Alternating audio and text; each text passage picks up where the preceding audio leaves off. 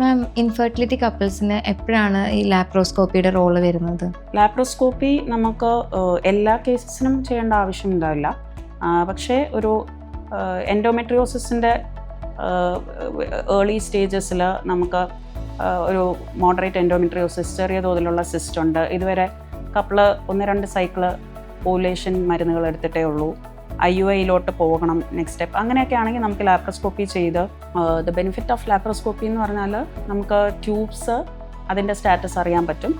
ഒപ്പം തന്നെ നമുക്ക് മിനിമലായിട്ടുള്ള എൻഡോമെട്രിയോസിസ് ആണെങ്കിൽ അത് കോയാഗുലേഷൻ ചെയ്ത് അതിൻ്റെ അഡീഷൻസ് കാണും. എൻഡോമെട്രിയോസിസ് എന്ന് പറഞ്ഞ അവസ്ഥയിൽ യൂട്രസ്, ട്യൂബ്സ്, ഓവറീസ് ഇതൊക്കെ തമ്മിലുള്ള അഡീഷൻസ് ഒക്കെ കാണണം.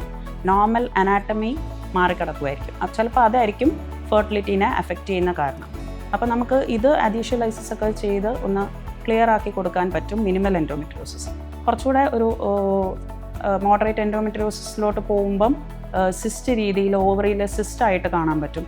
അപ്പോൾ നമുക്ക് ഈവൻ സിസ്റ്റെക്ടമി അങ്ങനത്തെ രീതിയിൽ പോകാം. ഒപ്പം നമുക്ക് ഈ ട്യൂബ്സിൽ ഇവാലുവേറ്റ് ചെയ്യാമെന്നുള്ളതാണ് ലാപ്രോസ്കോപ്പിയുടെ അഡ്വാൻറ്റേജസ്.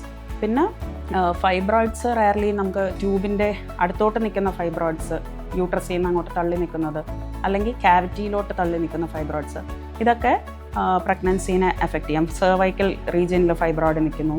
അപ്പോൾ അങ്ങനത്തേക്കുള്ള ഫൈബ്രോയിഡ്സ് ആണെങ്കിൽ ചിലപ്പോൾ റിമൂവൽ വേണ്ടി വരും.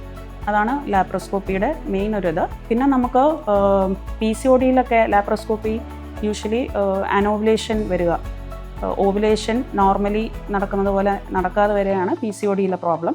അപ്പം ഒബീസായിട്ടുള്ളവർ ചിലപ്പോൾ നമ്മൾ ഓവുലേഷനുള്ള മരുന്ന് കൊടുത്താൽ തന്നെ റെസ്പോണ്ട് ചെയ്യാത്ത വുമൺ കാണും. അപ്പോൾ അങ്ങനെയുള്ളവർക്ക് കുറച്ചുകൂടെ PCO ഡ്രില്ലിംഗ് എന്ന് പറയും, PCO പങ്ക്ചർ, കുറച്ച് punctures deep into the ovary നമ്മൾ പങ്ക്ചർ ചെയ്യുമ്പോൾ കുറച്ചുകൂടെ ഓവറീസ് റെസ്പോൺസീവായി തുടങ്ങും. നമ്മൾ മെഡിസിൻസ് ലൈക്ക് IUIക്ക് പോകുന്നവർക്ക് ആയാലും മെഡിസിൻസ് കുറച്ചുകൂടെ റെസ്പോണ്ട് ചെയ്ത് ഓവുലേഷനിലുള്ള സാധ്യതകൾ കൂട്ടും. ഈവൻ സ്പോണ്ടേനിയസ്ലി അവർ പ്രഗ്നൻ്റ് ആവാൻ ചാൻസസ് കൂടുതലാണ് ഡ്രില്ലിങ്ങിന് ശേഷം. ഇതൊക്കെയാണ് യൂഷ്വലി ലാപ്രോസ്കോപ്പി. പിന്നെ നമ്മൾ IVFന് മുന്നോടിയായിട്ട് ലാപ്രോസ്കോപ്പി ചില കേസസിൽ വേണ്ടി വരും. നമുക്ക് ഓവറീസിൽ നിന്നാണ് നമ്മൾ